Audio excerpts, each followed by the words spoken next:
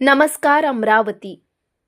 राज्य वखार महामंडळ तिवसा येथे अनेक वर्षांपासून कामावर असलेल्या कामगारांना कुठलेही कारण नसताना अचानक कामावरून काढल्याची माहिती वंचित बहुजन आघाडीकडे सांगितली असताना वंचित बहुजन युवा आघाडीचे जिल्हा महासचिव सागर भवते यांच्या नेतृत्वात कामगार हमाल यांच्या समवेत वखार महामंडळाच्या कार्यालयासमोर तीव्र ठिय्या आंदोलन करण्यात आले।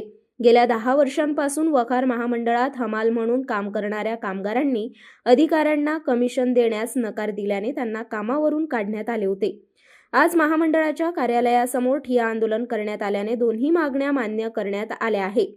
ठिय्या आंदोलनात यावेळी वंचित बहुजन माथाडी ट्रान्सपोर्ट कामगार युनियनचे जिल्हाध्यक्ष विनय बांबोळे, विजय डोंगरे, जिल्हा सदस्य विनोद खाकसे, प्रमोद मुंद्रे, तालुका अध्यक्ष मनीष खरे, युवा आघाडी तालुका अध्यक्ष सचिन जोगे, तालुका महासचिव अमोल जवंजाळ, तालुका उपाध्यक्ष राहुल मनवर, राजकुमार आसोडे, नितीन थोरात, सचिन डमके, पवन डमके, अनिकेत लांडे, श्रीकृष्ण निंबोरकर, हेमंत उईके, निलेश काडसरपे, रोशन गावनार, गौरव नेवारे, रवी धुर्वे, अक्षय वानखडे, विकी मंडरी, राजेंद्र नेवारे, आनंद विनवे, नितीन अतकरी, प्रवीण गावंडे, योगेश नेवारे, सुमित गावनार, संतोष धुर्वे, सुरेंद्र मडावी, प्रतिमा टेकाम, संजय भलावी, अमित गावनार सह पदाधिकारी व कामगार उपस्थित होते।